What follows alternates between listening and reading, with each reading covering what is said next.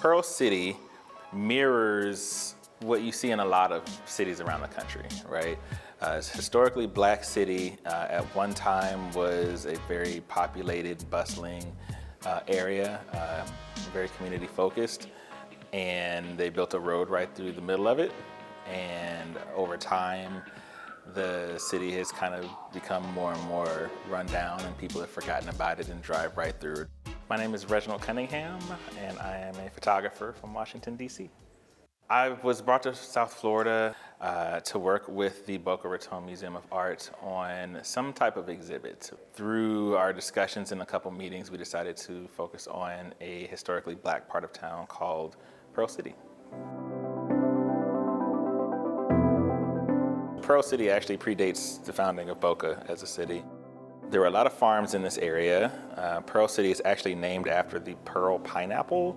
And there were a lot of pineapple farms here, and there was a lot of work to be had here. And so what happened was that ad went into the paper, and a lot of black families from Georgia, from Alabama, from South Carolina moved down into this area and bought plots of land. The plots of land were not as desirable and more expensive and smaller than what they offered white settlers in the Boca Raton area when they founded the rest of Boca. But so often in history, black folks have been denied land ownership.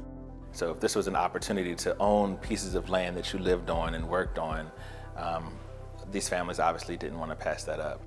A lot of their descendants still live on those same plots of land.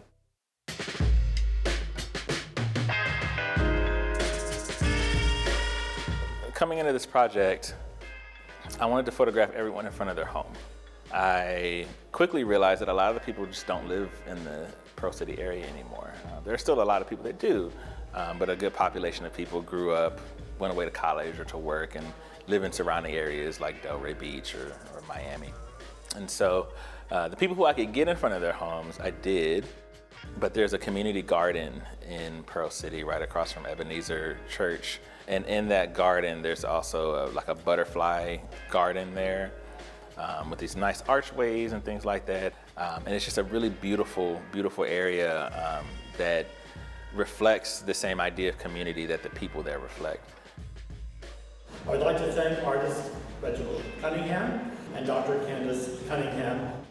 I worked with Dr. Candace Cunningham, who's a historian from Florida Atlantic University. And so she recorded about 11 or 12 oral histories. And so they took some snippets of those and put together a loop that you will hear whenever you're in the gallery of many of them people that you see pictures of where they're telling, about their upbringing or their experiences in Pearl City.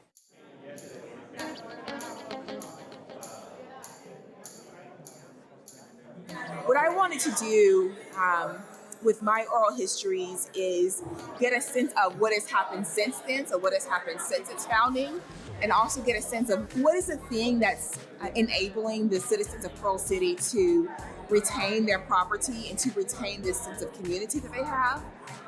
And I also wanted to get a sense of what their outlook was for the future. And so I think the importance of collecting those stories is that they are now available for posterity. Right? We know this history, but also we know what those residents want for their future. It's very difficult to get neighbors to actually tell their story. So it was very interesting to move around the neighborhood with Reginald and hear some of the stories I had never heard before from some of the people in the neighborhood. And they were giving first-time interviews, which I thought that was exciting too.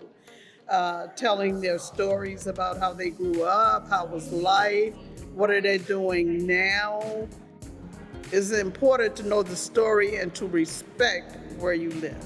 So we spend a lot of time trying to tell the history of Pearl City to all of the residents in that community. They don't know the history.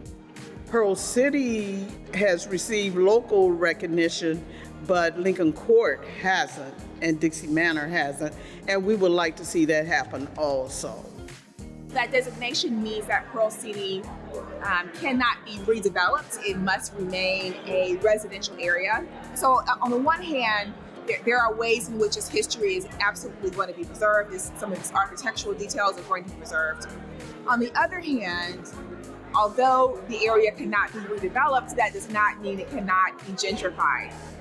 There are people who own their homes and they're being priced out of their homes because of the cost of taxes, because of the cost of insurance. And so Pearl City is interesting because it's representative of what we see happening across the country, certainly across South Florida. On the other hand, it is still an outlier in that they've managed to put off gentrification, and it sort of gives you a little bit of hope.